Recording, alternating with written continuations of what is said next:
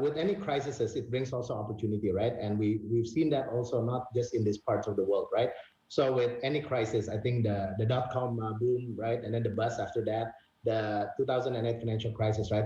You see some of the largest or most successful startups or tech companies are founded during this time. So with every crisis comes opportunity, and I think this one is no different, right?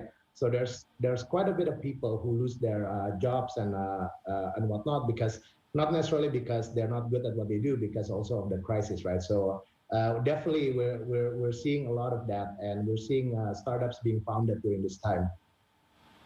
Roderick, good morning. Can we joining in this conversation? I get the fact that in the cycle, this is a good time to perhaps look at an exit for investors such as yourself and look at listings and, essentially look at monetizing some of your gains. But how about now being a good time to make investments, fresh investments, given where we are from a valuation perspective? Yeah.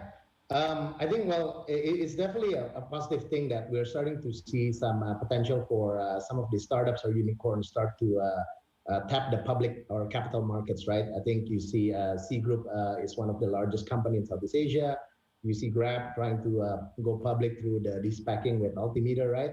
I think on the valuation side, right, for investors, right? I think of course there's cycles, there's booms and bust, I guess, cycles, right? So valuation is becoming a little bit more frothy, I guess, right? So, but that's something that is it's inevitable, I guess, with every cycle.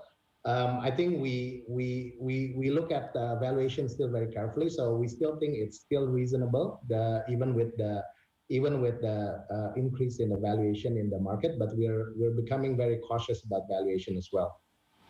And as an investor, are you still excited about SPACs? Is that a route that you would prefer for some of your investments? Yeah, I think SPAC is quite misunderstood, right? I think it's been around for a very long time. So private equity players used to use it, right? I think in the past 2-3 years, you're starting to see like SPACs being more popular, especially for the tech startups. I think in the long run, SPACs are going to be around. So, and we're still quite excited with the possibility of a SPAC, right? There's a lot of noise around SPAC, so we're seeing SPAC as an opportunity for some of these tech companies to tap the U.S. public markets, I guess, right? So in that sense, it's very positive. But there'll be probably some correction on the noise, I guess. But in the long run, I think it's there to stay.